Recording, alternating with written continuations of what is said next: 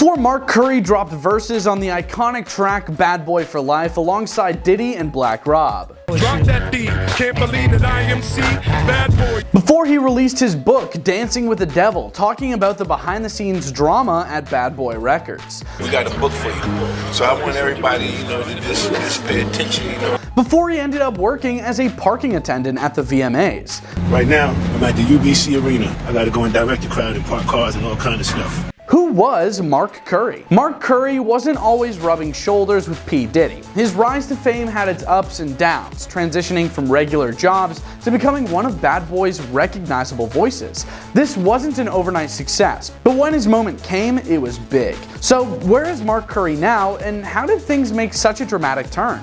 I'm Yusuf, aka ZXC, and this is Before They Were Famous.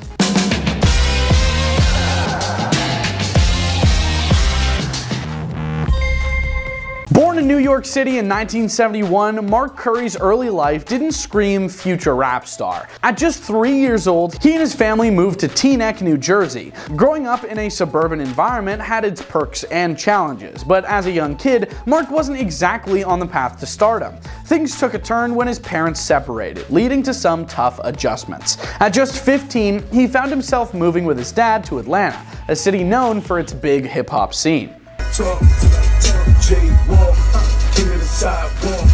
Now, Atlanta is a hip-hop hub, but at his young age, Mark wasn't exactly diving headfirst into the music scene right away. Instead, he was just like many young people trying to find his way out in the world. Before all that fame, Mark was out here like the rest of us, grinding away at regular jobs. One of his early gigs? Well, working at the rim shop in Atlanta, where custom car rims were the thing. Now that sounds cool, but let's be real, it wasn't anywhere near the bad boy lifestyle he soon would know. Those stories are seen from the inside out, not from the outside in. From there, Mark worked at Platinum House, a hotspot in Atlanta that he would later describe as the black version of Studio 54.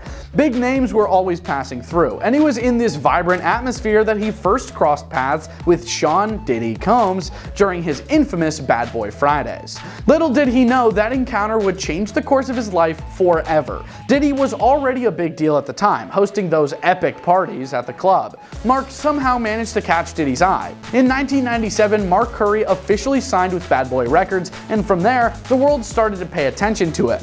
If you were into hip-hop at the time, you definitely heard him on some major tracks. He was featured on Diddy's Forever album, rapping alongside Lil Kim on Gangsta Stuff, and then went on to appear on Dangerous MCs with Snoop Dogg and Busta Rhymes on the Notorious B.I.G.'s Born Again album. Talk about big features. But it was in 2001 that Mark really got his shine. That year, he featured on Diddy's album, The Saga Continues, specifically on the track that would blow up, Bad Boy for Life. That song was everywhere. It became an anthem for Bad Boy Records and was one of their biggest hits, peaking at number 33 on the Billboard Hot 100. Suddenly, Mark wasn't just a background player, he was front and center, and the track positioned his place in hip-hop history. However, despite this new success, Mark faced challenges that many artists experienced. In his book, Dancing with the Devil, released in 2009, he shared the gritty reality of life after fame. He opened up about his struggles, including financial issues that had him contemplating doing rough jobs just to make ends meet. It's a big contrast to the glamorous life people often associate with being a hip-hop artist. He even lost his house to foreclosure. Sounds similar to Diddy's situation, but we all know that's for other reasons. Fast forward to 2024, and that's a big jump, and Mark Curry is back in the headlines, but not for the reasons you might think. Recently, he went viral on social media for his remarks about Diddy's decision to return publishing rights to artists. While some celebrated Diddy's move as a game changer for the industry, Mark wasn't impressed. He went live on Instagram throwing shade and reminding everyone that for many former Bad Boy artists, the publishing isn't worth much anymore. What's it worth now, he asked, emphasizing that he'd rather have cash than rights to music that doesn't generate significant income. Let's be real, Bad Boy's catalog doesn't exactly have the staying power it once did. Mark mentioned that he barely made a few $100 from Bad Boy for Life these days, while other artists with more enduring hits rake in the dough. He even compared his situation to Bon Jovi, whose classic Livin' on a Prayer still brings in cash. Curry said, "Diddy gave the publishing back. So what? It has no value. I want him to give me $1 million cash and then I can plan the rest of my life out well. Well, that sounds great. I highly doubt Diddy will be able to do that considering the position he's in now. This point didn't just resonate with his followers. It sparked conversations across social media platforms about Diddy's business practices and the treatment of his artists under his label. For those who don't know, Curry's history with Diddy isn't exactly clean. In his book, he accused Diddy of using his artists for his gain, claiming that Combs would often insert himself into their tracks without them knowing, just to cash in on royalties. That's some shady business, right? Not surprising though. Curry also mentioned moments when he had to sell backstage passes just to afford his basic needs. Imagine being a featured artist and having to hustle for cash like that. Mark's stories from his bad boy days are filled with ups and downs, revealing the often ignored struggles of artists trying to make it in an industry dominated by powerful figures like Diddy. But here's the crazy part. Even with all that has happened, Mark hasn't let his past define him. In 2014, he opened a juice bar in Miami, showcasing his entrepreneurial abilities. He even took a job in the solar power industry in 2018, proving that he's more than just a rapper. He's a person who continues to push forward despite his setbacks. And now, in 2024, Mark is making headlines once again, but this time he's working as a parking lot attendant at the very event where he used to walk the red carpet and perform.